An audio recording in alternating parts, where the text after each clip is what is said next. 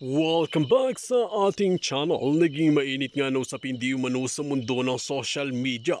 Tila nagsalita na nga si General Bantag at tila nagulantang nga si Rimulya sa matinding pasabog di umano ni DJ Bantag sa kanya. Dito nga natin makikita mga kaibigan na lumalabas talaga ang katotohanan at pumapanig nga lahat kay General Bantag dahil simulat sa pool pa lamang ay talagang totoo ang kanyang sinasabi. Ngayon nga ay nagkagulo-gulo na sa loob ng Bucor Bilibid at ang mga mastermind ay tahimik dito, ang mga protector ay tahimik rin dito.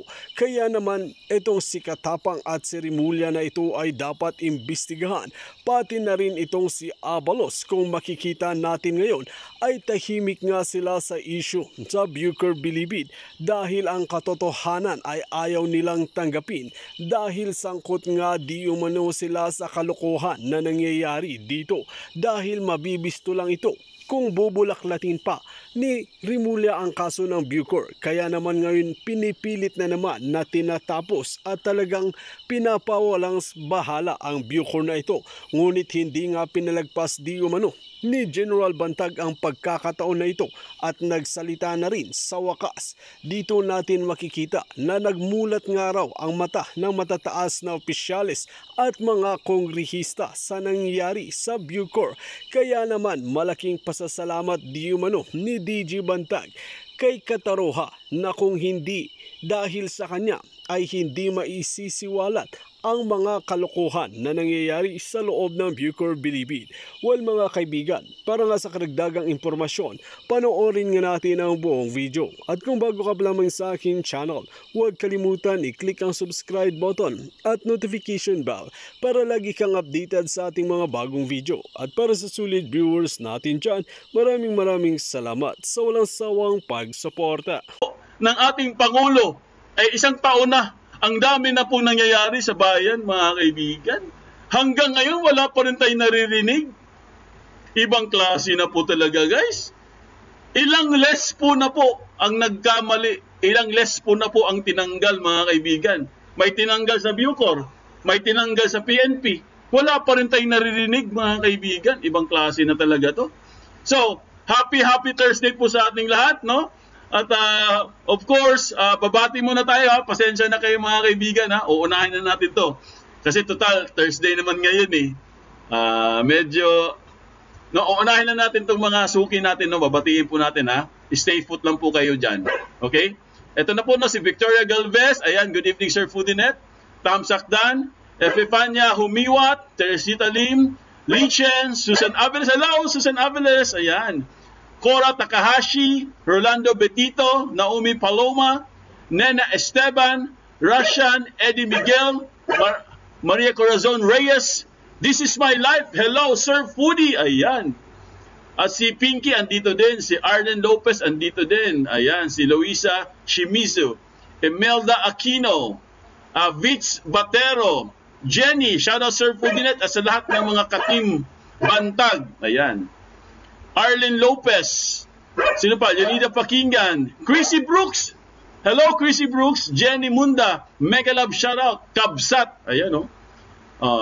Sino pa? At marami pang iba. Mamaya po, babasahin po natin lahat ng mga comment nyo at mga tanong. Russian, ang bilis ng panahon. Sana bukas 2028 na. Fast forward na natin, Russian. Para mag 2028 na. Ako, ang ingay na naman ang aso namin. Maingay talaga yung aso namin, guys. Angkat na pod isda. Angkat isda.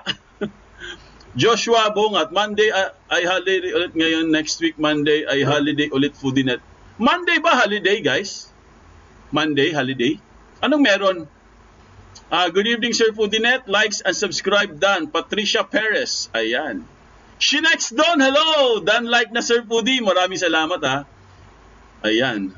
Bakit holiday ng Monday? Tingnan natin kung holiday ba ng Monday. Monday. Holiday 2023. Anong meron? Ano ba ngayon? August 17. Wala naman. Holiday ba guys? Monday? Parang wala, no? Hindi abot sa 6 years. Hindi daw abot sa 6 years. Sinong hindi abot sa 6 years? si ano? Si Kuting? Yung narinig ko kahapon, idol, aangkat daw ng isda. Ha? Aangkat ng isda? Ano ba yan? Oo, Heroes Day pala. Ayun, Heroes Day. Kaya pala holiday. Ayun. 28 na ba sa ano? Tingnan nga natin. Matagal pa yun guys. Sa next Monday pa yun. Kala ko ngayong Monday na kaagad eh. Oo, matagal pa yun. National Heroes Day. Oo, August 28. Aquino Day? May Aquino Day pa ba? Ninoy at next Monday, National Heroes Day. Ayun.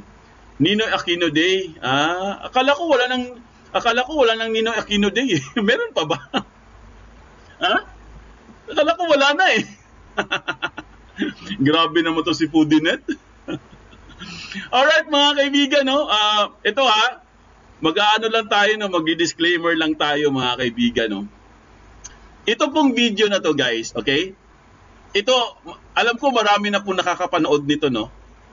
Syempre matagal na to eh, no? Ito yung mga unang araw na nagalit po si Bantag, no? Ito yung mga panahon ng yung na siya, no? Parang kinasuhan na siya dito eh.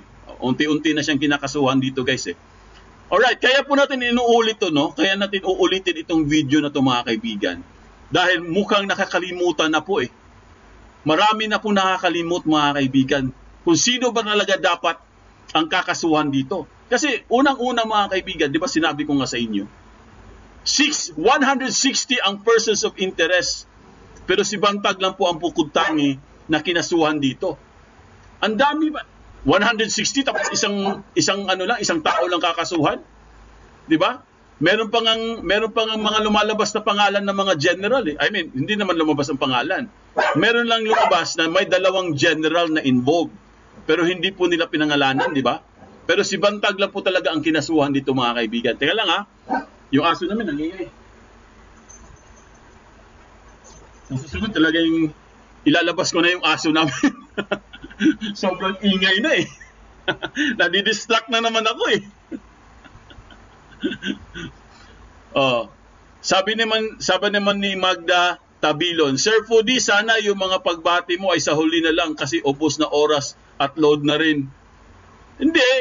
Siyempre kailangan minsan sa huli, minsan sa una. Ganun ang mga style natin guys.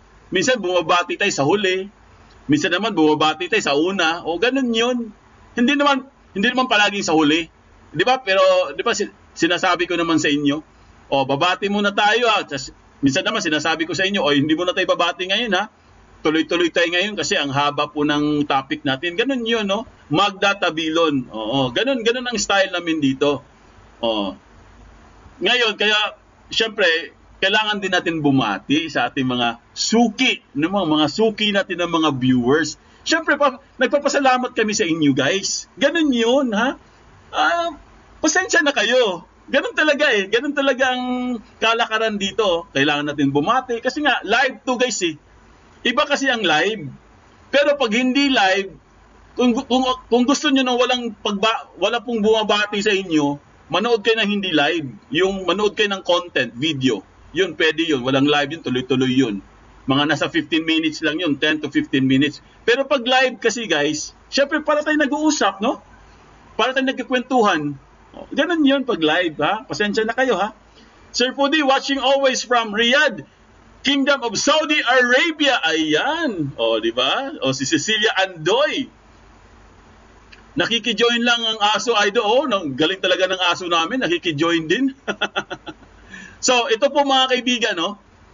Uulitin ko kaya po tayo nagbalik tanaw sa video na to dahil po para maibalik natin yung ano ba talaga ang nangyari. Okay? Sino ba talaga dapat dito makakasuhan at bakit si Bantag lang guys ang bukod tangi sa 160 or 159 persons of interest. Si Bantag lang po ang lumabas na pangalan. Masyadong unfair po mga kaibigan para kay General Bantag. Kaya nga sabi ko, di ba nag-promise nga ako sa inyo na kailangan natin i-play ito, no? Kailangan natin i-replay kailangan natin balikan ang mga nangyayari, no? Dahil po mga kaibigan, itong mga basher na to, itong mga anti-bantag na to, pinagpipilitan pa rin nila na si General Bantag ay ang may gawa or ang mastermind. Pero nagkakamali kayo.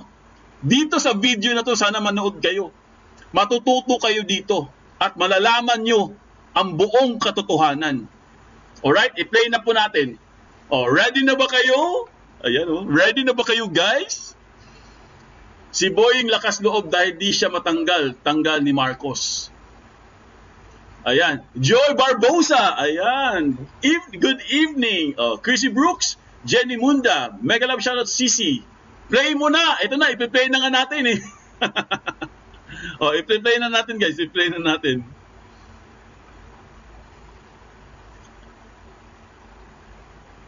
Sinasabi niyang September 9, kalukuhan yun. Sinungaling mismo si SOJ. Sasabihin ko sa taong bayan, totoo rin yung sinasabi niyong sinungaling siya. Bakit? Hindi naman totoo yun eh. Ito ang prueba ko. Sa sinasabing dahilan ng pagkamatay. Kung makukuha niyo ito ay message ko, private message ko kay SOJ Boying sa smart niya. At nakalagay doon yung video nitong late Percy Lapid na pinorward ko sa kanya. Yan yung sinasabi nilang kinagagalit ko daw kay Percy Lapid. Kaya ko daw pinorward ko sa kanya yan September 7. September 7. Bakit ko pinorward? Para sana bigyan ako ng payo. Kung magkaroon ako ng legal pwede akong magsampa ng kaso, ganun. Pero tahimik siya. Wala siyang sagot kung nakukuha nyo. Nakuha nyo? Pinorward ko yan. Ano yan? Ipo-forward ko kay SOJ para SOJ, patay mo yan. Ganun ba yun? Hindi, yun ang pinupunto nila eh. Pinorward itong video para ipatay itong si late Percy Lapid. Ipapatay ko siya kay SOJ. Ngayon, magkasabay din na mayroon kaming group sa PNPA Class 96. Pinorward ko rin yan. Kasama si General Sermonia sa member nun, mga governors, mga politicians, mga yusek, mga iba't ibang sangay ng gobyerno. Dagdag pa ni Bantag, walang kwenta umano ang mga paratang sa video ng pumanaw na radio broadcaster. Dahil anya, walang katotohanan ang mga sinabi ni Lapid patungkol sa kanyang mga kayamanan kung kaya't walang dahilan upang magalit siya sa broadcaster. Saka nung i-review yung video na yon, wala naman palang kwenta. Kasi yung mga nakalagay doon ay hindi ko naman kotse nga.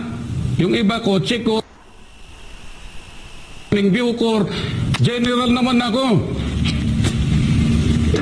Elementary nagtatrabaho na kaming mga igorot. Wala ba kaming karapatan magkaroon ng pera? Parang gusto kong magmuray. Sinungaling ka, SOJ. Mag-step down kaya ng challenge ko. Wala ka na daw credibility. Wala ka ng moral ascendancy sa pwesto mo. Isa pa sa ipinahayag ni Bantag ay ang pagpapatrabaho umano ni Remulla upang palayain ang 2 persons deprived of liberty na di umano'y mga big-time drug lords na nasa ilalim ng Witness Protection Program. At sabi ng taong bayan, baka ikaw daw yung mastermind nagpag-i-import ng mata. Dahil alam ng makababayan namin, nung lumayas ka dito, ano ang ginagawa mo? Di ba gumagamit ka ng Gumagamit ka ng Mary Jane. Nakat lang kasi yun guys kinat lang kasi bawal eh. Pero ang sabi niya, gumagamit ka ng Mary Jane. Yun. Huling-huli, di ba? Ngayon, sino ang dapat kasuhan? Sino ang dapat imbestigahan? Si Bantag ba? Si Bantag wala naman tayo naririnig kay Bantag na gumagamit siya ng Mary Jane. Pero marami po nakapagsabi guys na itong si Bonjing ay gumagamit. Marami daw nakakita Mga kababayan pa niya. Kitang-kita po ang ginagawa nitong si Bonjing na to. So, kung kung ako magtatanong sa inyo, sino dapat ang kakasuhan? Sino dapat ang iimbestigahan dito? Di ba dapat si SOJ? Kasi marami siyang guys marami siyang irregularities na ginawa.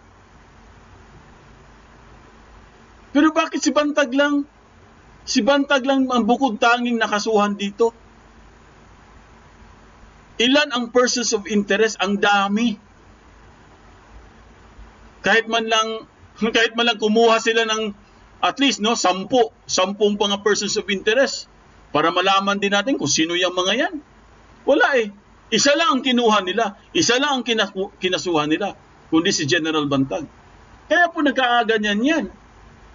Hindi natin masisi si General Bantag. Kaya galit na galit siya mga kaibigan.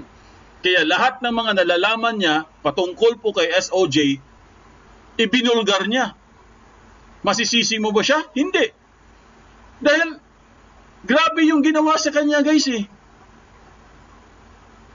Alam niyo sa totoo lang ito sa mga hindi pa po siguro masyadong nakakilala kay Bantag Kasi ako palagi tayong nagre-research Kahit hindi natin siya na-meet in person, pero marami pong nakapagsabi guys na si General Bantag po ay isang tahimik na tao. Tahimik na tao yan. Hindi na basta-basta nagsasalita. Pero dito, itong panahon na ito mga kaibigan, nagsalita na po siya. Dahil hindi na po niya kinaya guys ang mga pinaggagawa nitong mga nagbibintang sa kanya. Di ba? Boss Pudi, anong masasabi mo sa sinabi ni Macanas bigyan raw ng chance si BBM ng 2 to 3 years? 2 to 3 years? 1 year pa lang ang dami na 1 year pa lang ang dami ng well, si Macanas kasi, si General Macanas, ano yan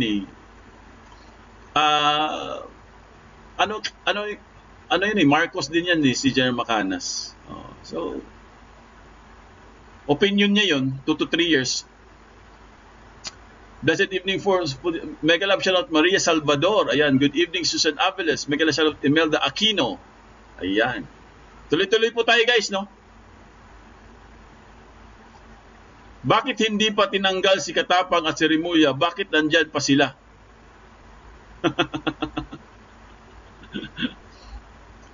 Makinig ka ba kung bakit nasabi niyo ni Macanas?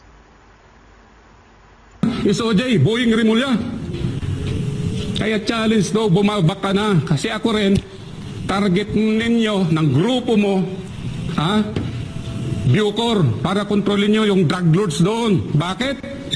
Dalawang nasa Witness Protection Program, pangalan?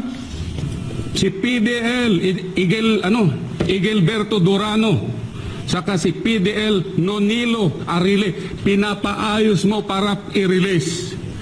Pero noon ako, makakita lang akong may napaprocess dito sa mga PDL na binubugbog ko mga tauhan ko. Ikaw pinaparelease mo. Step down, wala ka ng credibility. Disgrace ka sa DOJ. Ginagamit mo ang DOJ para sumikat ka, para sa 2025. Ayun. Yun yung hinahanap natin na pronouncement ni General Bantag. Di ba? Yun ang hinahanap natin, guys. Sinabi niya yun na gusto mong sumikat para sa 2025. Doon nalaman ng mga tao doon natin nalaman na meron talagang plano itong si SOJ, Kumbaga, planado lahat. Kasi nga, isa na yan. 2025. Alam naman natin, 2025. Election. So may connection po mga kaibigan. Mayroon pong relevant, Relevant po yung sinabi ni Bantag na nagpapasikat ka lang dahil sa 2025. Ibig sabihin, tatakbo. Yun yung sinasabi natin. Kumbaga huli na guys Huling-huli na sila Huling-huli na po si Secretary.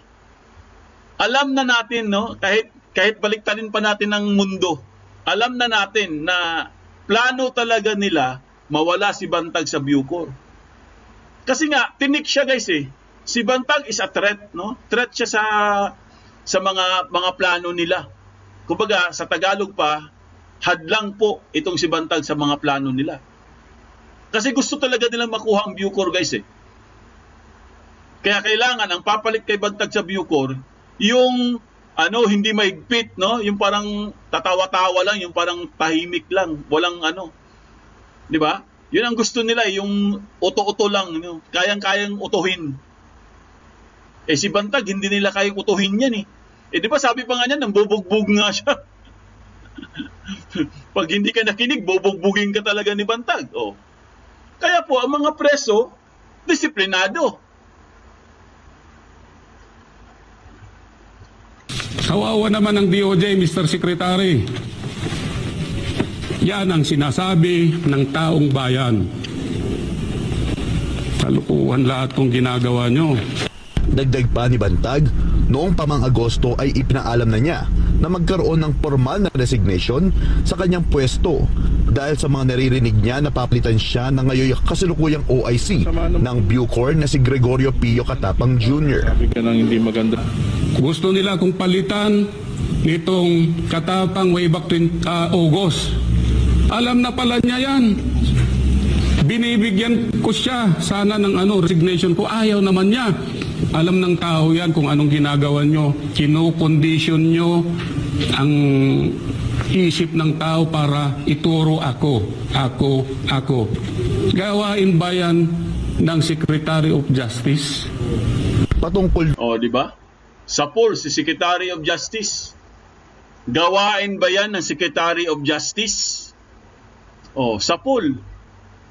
Di ba? Sa totoo lang guys, ang Bucor ngayon, balik na naman sa dati. Meron na naman mga party-party, mga kaibigan. Party-party sa Bucor. Balik na naman sila. Balik na naman yung mga dating gawi, no?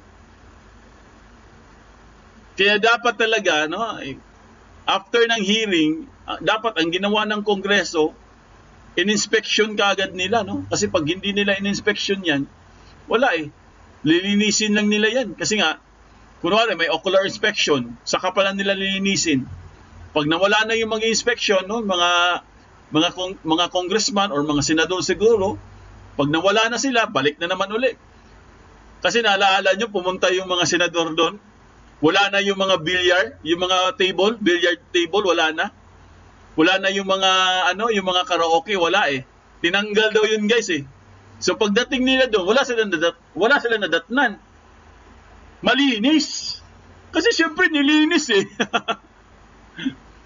inunahan na sila ng mga gang leader doon. Kaya pagdating nila, nagulat sila. Ang linis syempre pag alis nila doon, balik na naman uli. Ilalabas na naman nila yung mga bilyar, lahat ng mga contrabands. So, sinong niloloko nila? Di ba? Sinong niloloko nila? Yung mga mambabatas. Kaya dapat talaga alam mo, ang pinakamaganda talaga dyan mga kaibigan, itong sinabi ni Bantag, patungkol po kay SOJ, na wala ka ng kwenta, wala ka ng kredibilidad, no? Wala ka ng credibility. Sabi ni Bantag ganon. Kailangan mo nang mag-step down. Yun ang pinakamagandang solusyon para matigil na yan. Di ba? Kasi guys, kung gagawin ni SOJ magsasacrifice siya sa kanyang sarili, no? Mag-step down siya dahil delikadesa yan Marami ka nang nagawa na palpak Tinawag ka nga na hari ng sablay Tapos andyan ka pa rin. Ikaw pa rin ang namumuno ng Department of Justice. Pero ang pinakamaganda sana dyan, mag-step down na lang, no? Para at least, magkakaroon din tayo ng peace of mind. Kasi itong si Bantag, biktima yan Sa totoo lang, di ba? Si Bantag po, marami na namang basher dyan. Pudinet, paano naging biktima si Bantag? Ibig kong sabihin, biktima siya sa hustisya. Si Teves, biktima din yun ng hustisya. Dahil wala pong proper or wala pong due process ang nangyari. Kay Bantag, walang proper na proseso na nangyari. Kaya sabi ko, biktima. Baka iba na naman ang interpretasyon nyo. Sabihin nyo naman, ano ba to si Pudinet? Biktima daw si Tebes? Biktima daw si Bantag? Siyempre, biktima din sila. Biktima sila sa kanilang kalayaan. Biktima sila sa katotohanan. Biktima sila sa kanilang katarungan. Dahil hindi naman talaga natin nalaman kung sino ang gumawa eh.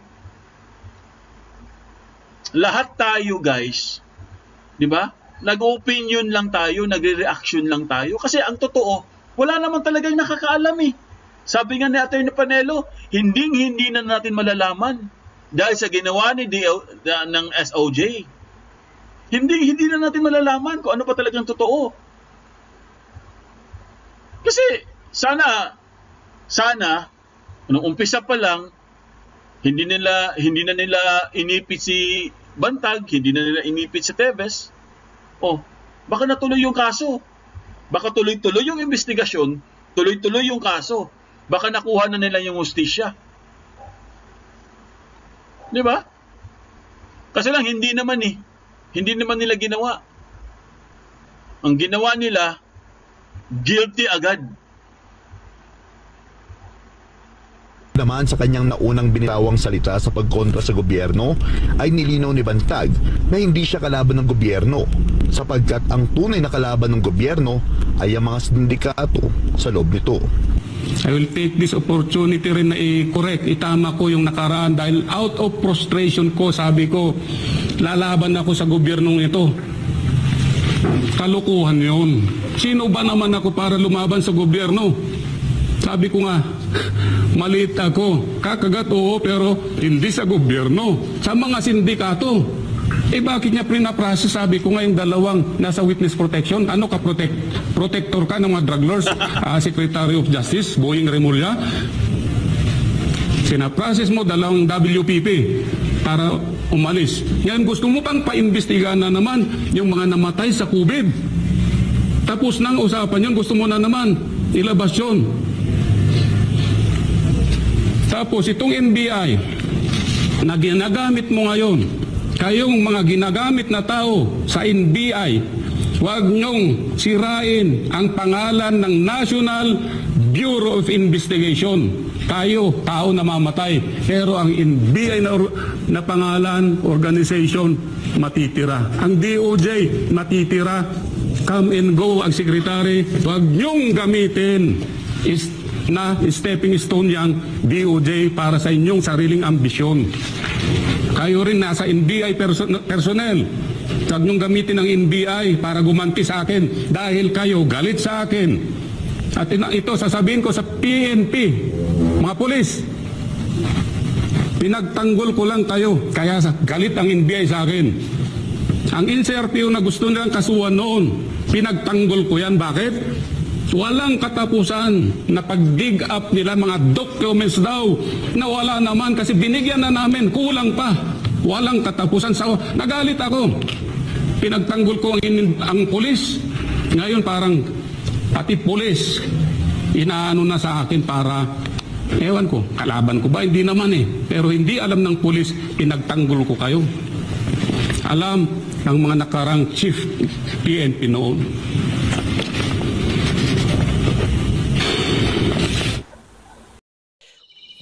Well mga kababayan, ngayon nga ay tameme itong sila Murlia na ito at ang mga pulpolitiko na puro pang babatikos ang ginagawa kay DJ Bantag.